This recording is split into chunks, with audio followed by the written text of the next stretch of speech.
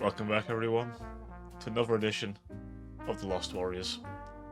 I am, of course, Baron Zarko Brel, your dearest Mafia Boss Vtuber, and today we are going to talk about last session.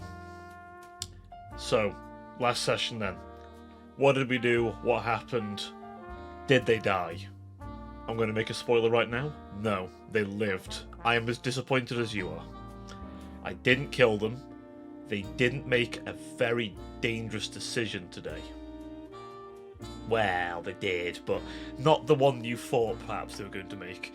So, the creature they lovingly call the Shoose, they did not go after.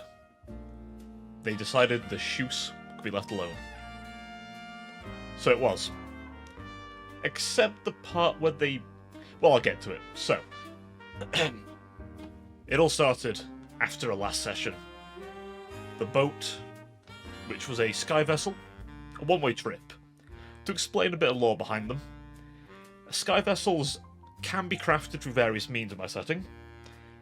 These can be mechanical, so air balloons, even risky attempts using black powder. Yes, someone used black powder to send themselves in the sky. If you've watched Kung Fu Panda 1, you know how that kind of thing goes. Exactly like that, except far more explosive and far more death.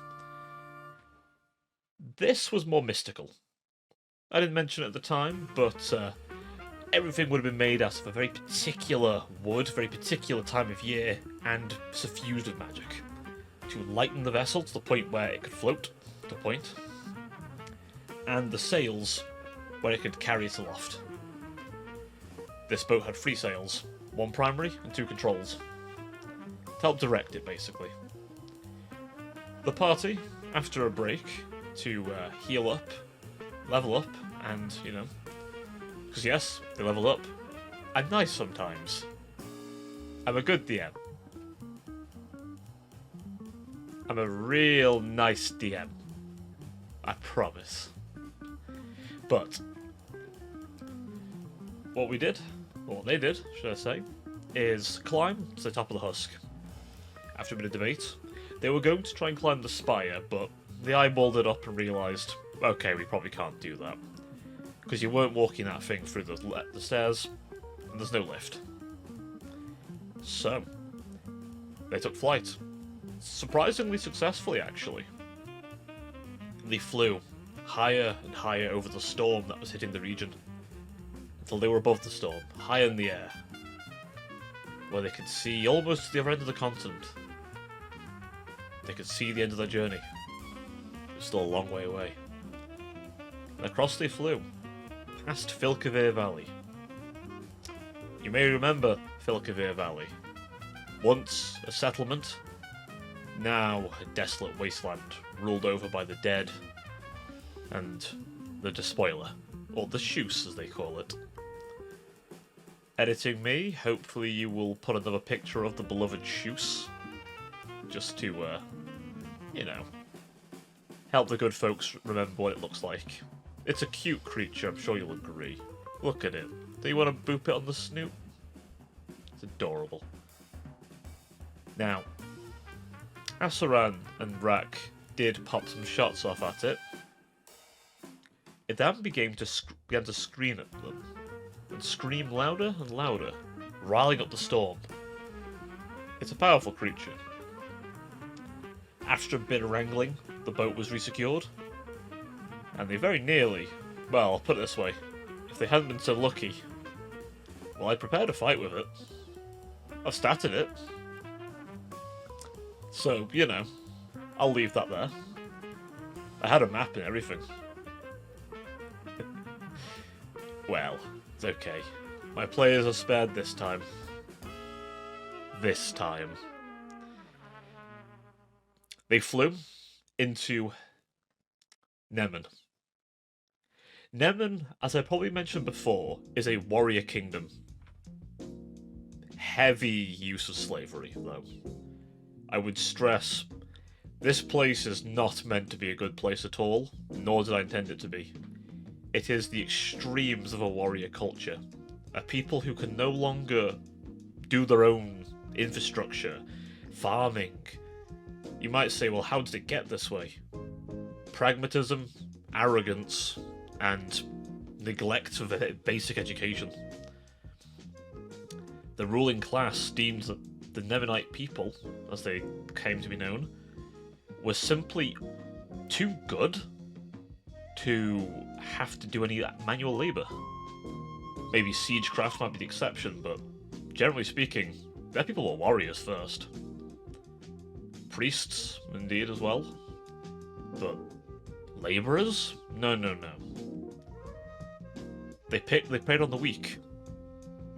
The weak mainly being the smaller groups. Goblins, kobolds, gnomes. They tried dwarves, but as you may know, a dwarf's one stubborn creature. And, well, how shall we say, the dwarves fought back too hard, to the point where they just didn't think it was worth trying to take them. The rest, they took, especially the goblins. Thousands upon thousands, maybe millions. Maybe millions. More likely hundreds of thousands, but it could be in the millions. Or single million, at least. The goblins were all routed from Beijing a long time ago. Some are in the Hobgoblin Khanate, though I wouldn't say Hobla Khan is any nicer a lord. Hobla is a brutal creature himself. Cunning, though. The fact he exists between Beijing and a highly aggressive, militaristic, religious empire is a feat to his tenacity, cunning, and frankly, the horrific methods he uses to stay alive. I may get to him one day, if the party do. We'll see. As for Nemen, let's just say the party realised very quickly that the fact they were from Beijing was a hazard. Because the people of Nemen were trained to hate them. The priests would preach calling the Beijing people dogs. They would tell them that anyone from Beijing should be killed because of their hatred of Nemen and their ability to dare refuse their supposed superiority. And of course their hatred for draconic kind. The kobolds get it pretty rough, to say the least. Nemen and Beijing have been enemies for a long time, so the party being soldiers of Beijing does put them in an awkward spot. But they decided to avoid the cities, buying some horses, and very nearly killing the owner of the stable. Let's just say, like I mentioned, the slavery. There was a lot of it, and, well, let's just say this guy was not exactly an exception to the rule. Thankfully, they didn't go too far in or near the churches, as the more devout and holier-than-thou types would potentially even attack them, based on where they came from. As it is not too difficult to tell where they're from. Their weapons, their mannerisms, their looks. Now obviously they're all in the same continent, so many of the human populations do share many similarities in appearance, but there are subtleties that they can tell.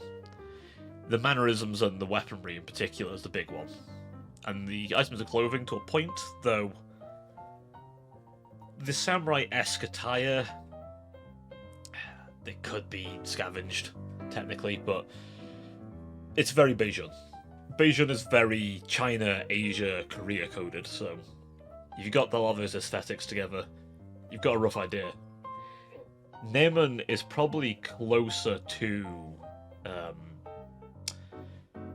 Holy Roman Empire in appearance in many respects. They have knights, in fact, they have griffin knights and airships, but they lack black powder. Whereas the merchant states far away have it in droves, hence why they still hold out. The Nemen army, though, is big, powerful, and the two airships are nothing to sniff at. They had a third, but after it killed the dragon, well, retribution was swift. The party briefly saw one of these as well.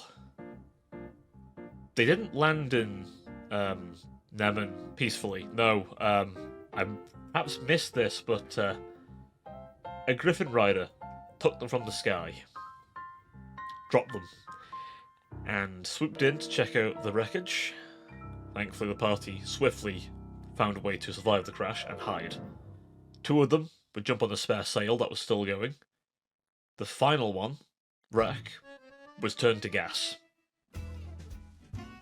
The other two figured they could survive the fall by using one of the control sails to gently land using it as a parachute.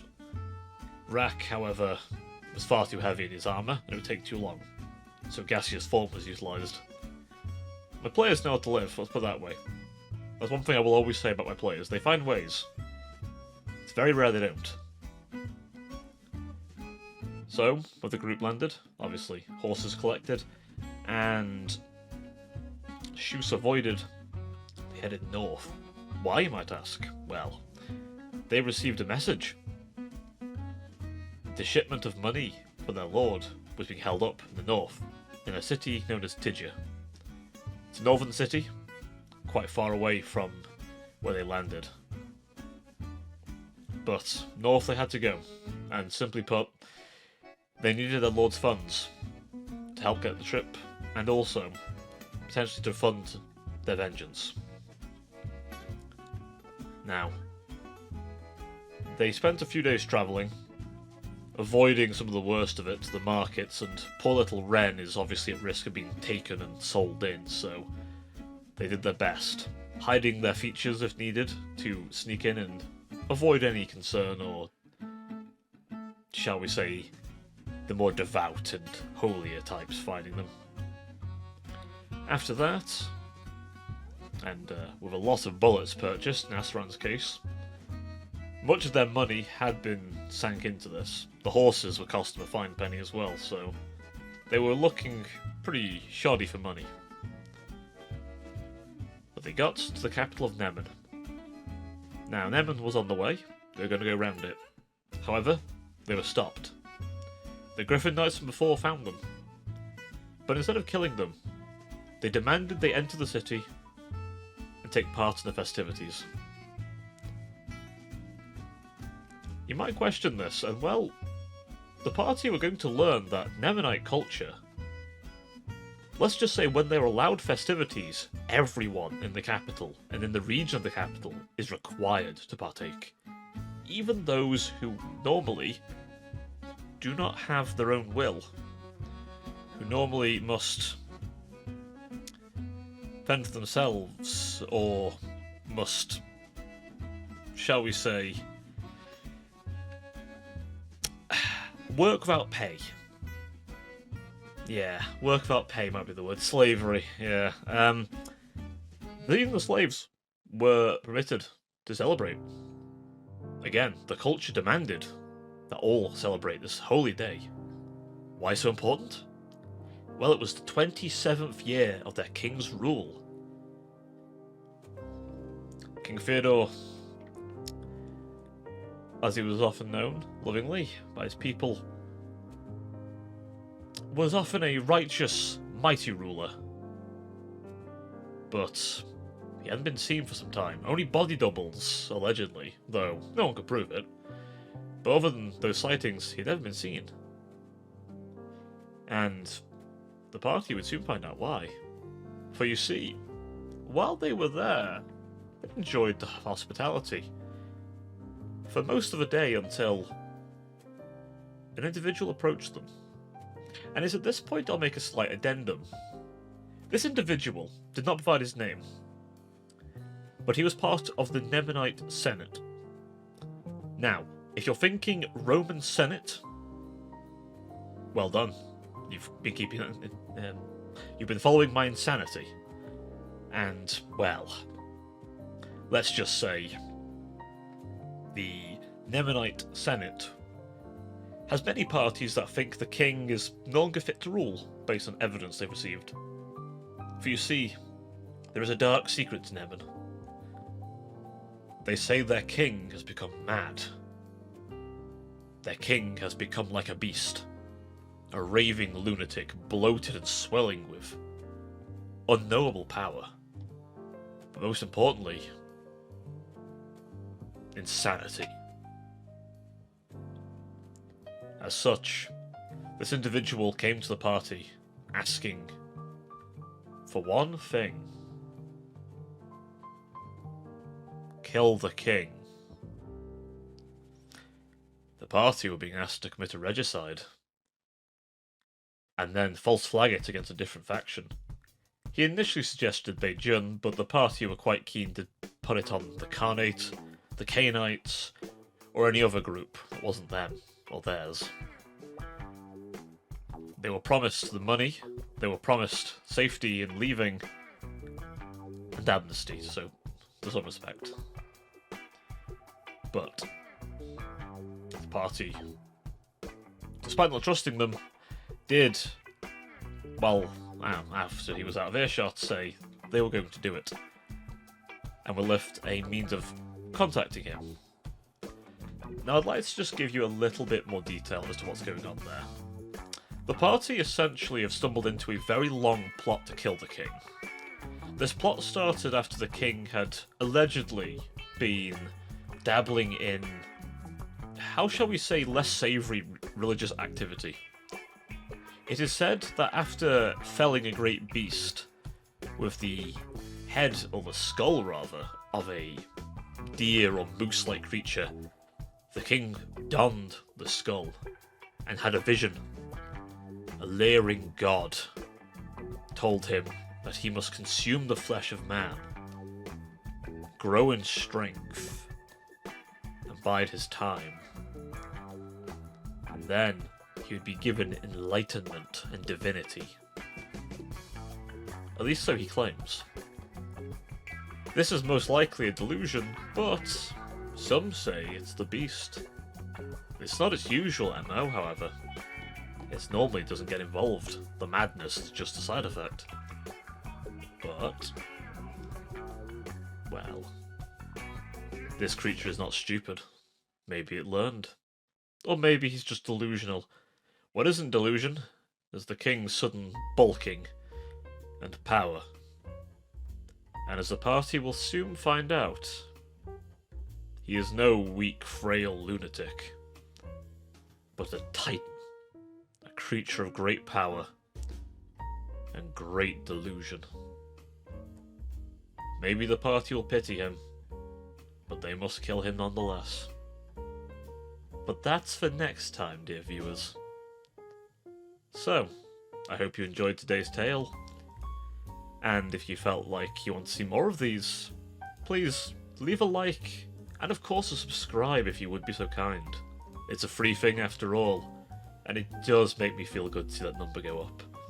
And it means you get to see more of me, which is why you're here, right? I hope so anyway. But either way, let me know how you felt about the video. Is there anything you want changing, perhaps, in the format?